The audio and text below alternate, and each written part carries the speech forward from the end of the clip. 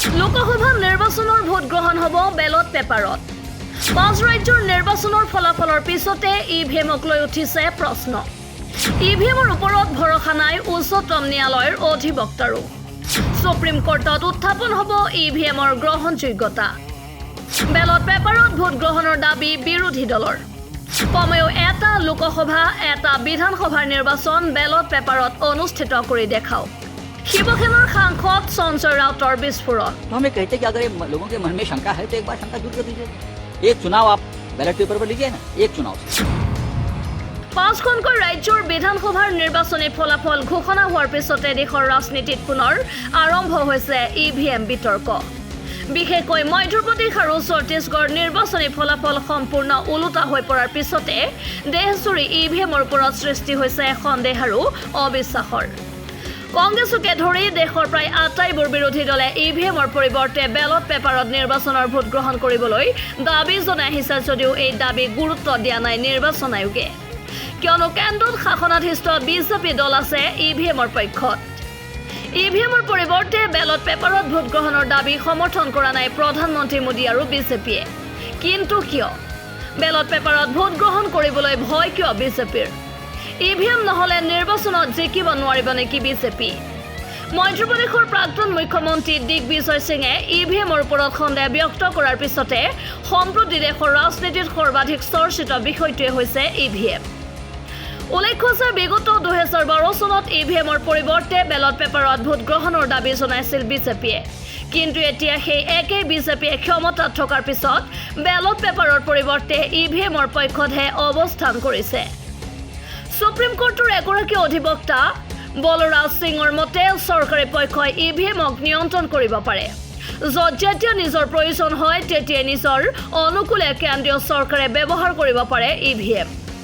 সমাগত লোকসভা নিৰ্বাচনতো শাসকীয় দল বিজেপিয়ে ইভিএমৰ সহায়তে নিৰ্বাচনৰ ফলাফল নিজৰ পক্ষত নিবলৈ সক্ষম হ'ব বুলিও আশংকা ব্যক্ত কৰিছে অধিবক্তাগৰাকীয়ে।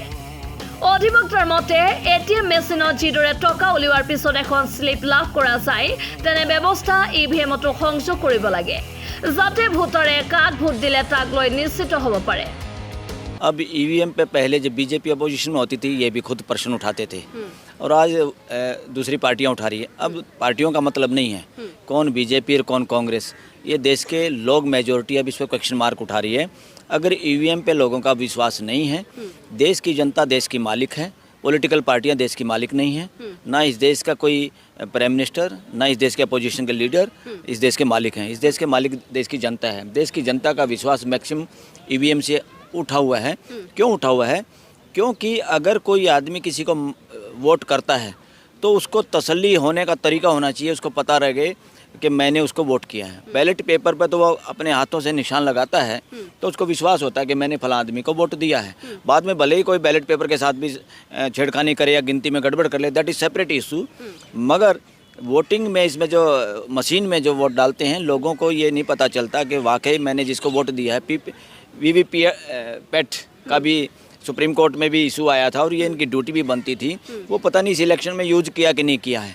उसके बावजूद भी जैसे एटीएम से पैसे हम निकालते हैं या डिपॉजिट करते हैं, एक स्लिप आती है, उसी तरह से इन मशीनों में भी उस स्लिप का एक प्रोविज़न लोगों ने डिमांड की थी, उस पर एक्शन नहीं हुआ और बहुत धीरे धीरे उस पर एक्शन हो रहा है। इसका मतलब कहीं ना कहीं दाल में काला है।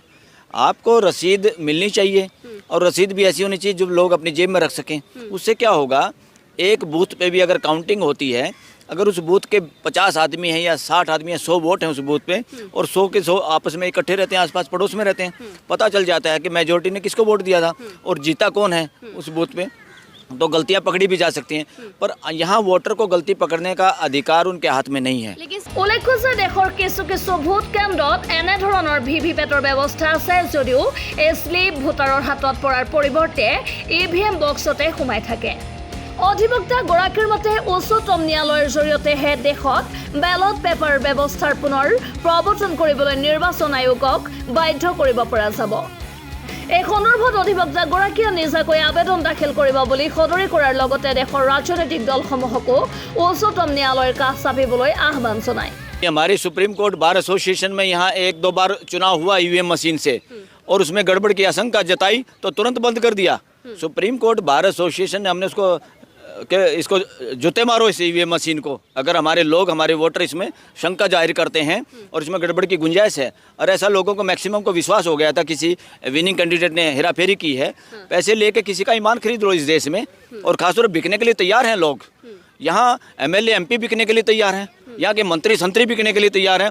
तो ये ईवीएम मशीन किस भला की वो है, किसी इंजीनियर से, किसी, इसका कंट्रोल किसके हाथ में है? इलेक्शन कमीशन का आपने व्यवहार देखा क्या? अभी भी ऐसे रबड़ स्टैंप लोगों को इलेक्शन कमीशन बनाने की कोशिश होती है, जैसे मदारी के हाथ में बंदर नाचता रहे, जैसे वो चाहे ऐसे करे।